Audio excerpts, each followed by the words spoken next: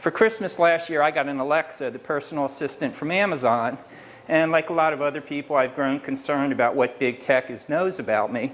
So I asked Alexa, should I be concerned about what big tech like Google, Facebook, Uber knows about me now? And she said, I knew you were going to ask that. And then I came to find out that the reason Alexa knew so much about me is that my wife is having affairs with so many Amazon drivers and Amazon pilots, they now have her listed as a fulfillment center. But, with having a teenage daughter, I naturally worry about that with social media and everything. And I asked Alexa, should I worry about my daughter and things online? And she said, you have nothing to worry about. As of right now, she's out on a double date with your wife and two guys they met on the internet. Well, I thought my wife got so excited when she got the Prime membership from Amazon because her goods would get here sooner. But now I realize it means whenever I go out of town, the number of her Amazon boyfriends increases by 2, 3, 5, and 7. So, it's getting even tougher now. As you guys have probably figured out now, if it wasn't for butt dials, I wouldn't have any action below my waistline. And to kick up my sex life, I'll put my phone on vibrate and put it in my right pocket. And I tried to do that with my new phone, and the first text I got was from the phone, and it said, I just wanted to be friends. But then with my wife, she gets the phone, she puts it on airplane mode, and then I find out that means that Amazon pilots come over and they eat ice cream off each other's body. So, with that. So I went to Alexa again to try to save it, and I said, how about recommending a romantic B&B that I've never been to before? And she sent me a list of 5 that my wife had given 5 stars each to on her recent visits. And so I asked Alexa to refer us to a counselor to try to save things. The counselor said, one thing, why don't you try role-playing? Your wife will be a doctor, and, you're a patient. She's going to give you a full-body physical. My wife said, I'm not taking any new patients. And then she said, your wife could be the stern school teacher, keeping you after class when everyone else has gone to discipline you. My wife said, he's going to be homeschooled. And then she said, well, your wife might try talking dirty during sex. She said she couldn't get cell phone reception from the hotel she tried to call from. And then she said, well, next time your wife has an orgasm, she should tell you. And my wife said, he's going to have to join my OnlyFans club for that. And then she said, well, another thing you should do, try having sex in different rooms in the house. She changed the locks. And then she said, try having sex in a comfortable room, but on different pieces of furniture. So we turned off the lights. And I thought it was finally working with the scratching and the passion and everything. And then when we turned the lights back on, it turns out the scratching was coming from the screws sticking out on the IKEA furniture. And then she said, well, what we have next for you is what I call the Pamela Anderson and Tommy Lee treatment. This is where you film yourself having sex, and then we put it all together, we watch it, and what has happened is when people see the passion, they hear the sounds of love, it restores the vitality to the relationship. So I did that with my wife, and it didn't seem to go that well. I was a little worried. I kind of thought it would show. But then the good news is we won first place in the silent film division. So, after that, I was going to have a great time at the Biden Halloween party. So I went to the Biden Halloween party. When you got there, Secret Service came up first and said, the president's all there, but it's a little late. He gets tired.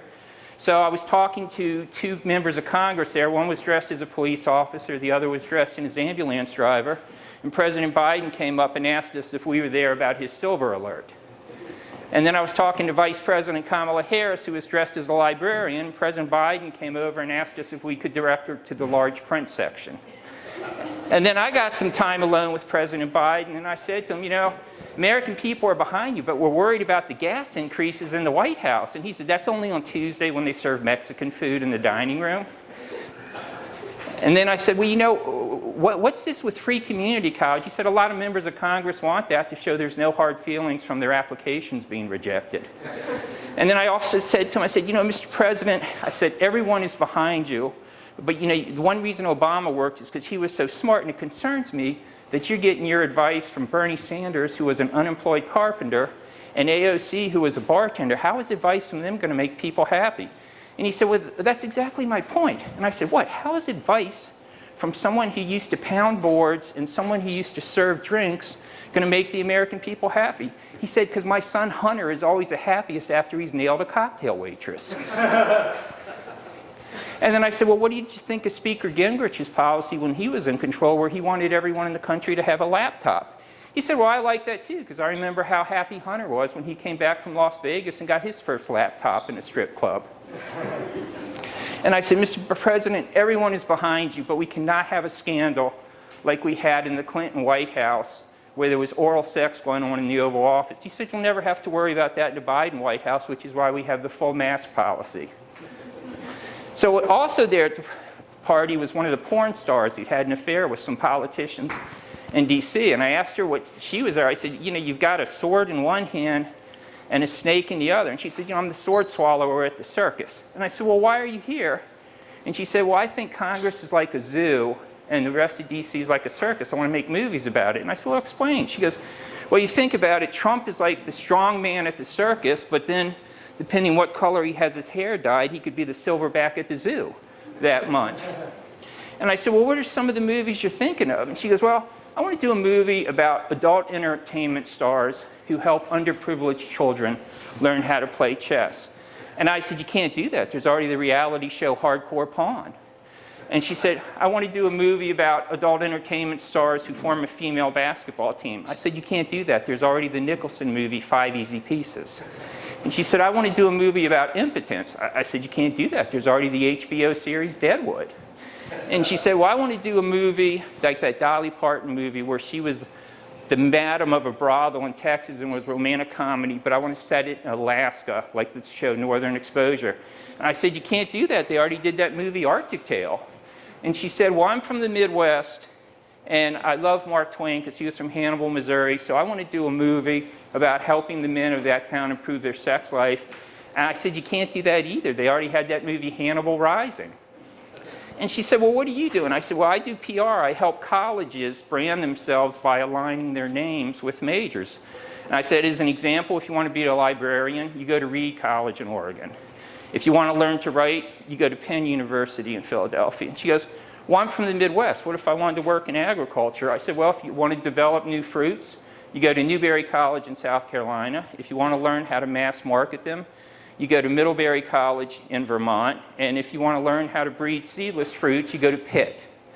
And she said, well, what would I do if, I wanted someone to go to work in the adult entertainment industry? And I said, well, if you wanted to be a male porno star, you would go to Longwood College in Virginia. And then I said, if you wanted to do an act with your father, you'd go to Dickinson in Carlisle, Pennsylvania. And then she asked me again, well, what other ones? I'd like to work in the premium beverage industry. And I said, well, then you want to go to Manhattan College. And I said, if you want to make witty, off-putting remarks about those who live in Brooklyns and Queens, you want to specialize in Rye Manhattan. And then she asked me, she goes, well, what if I wanted to study psychology? I've always been interested in that. I said, if you want to study psychology, you want to go to Colorado School of the Mines. And if you want to be able to give people directions to get there from the East Coast, you want to go to West Point. And so it's interesting with the direction now, because I just moved here from Florida.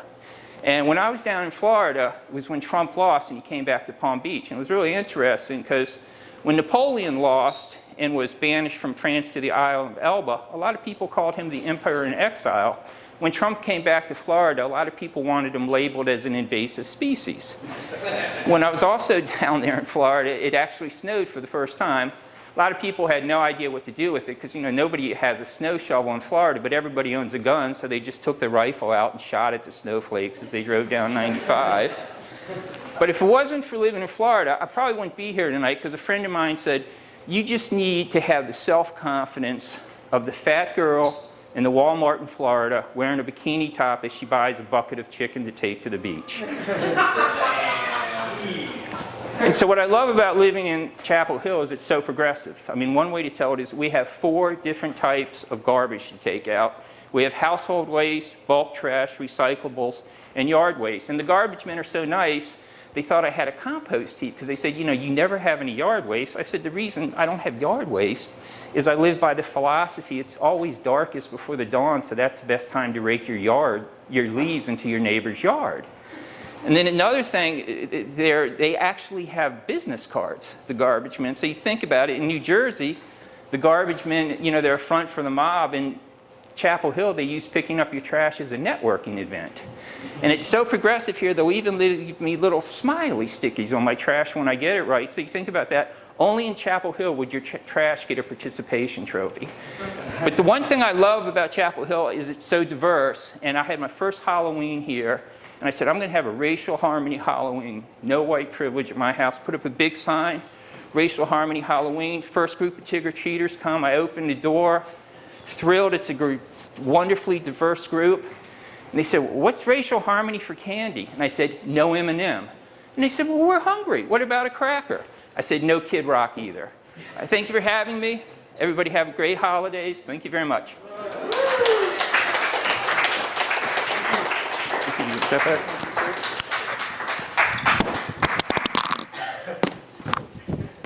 Definitely meant for that to happen. One more time for Jonathan Yates.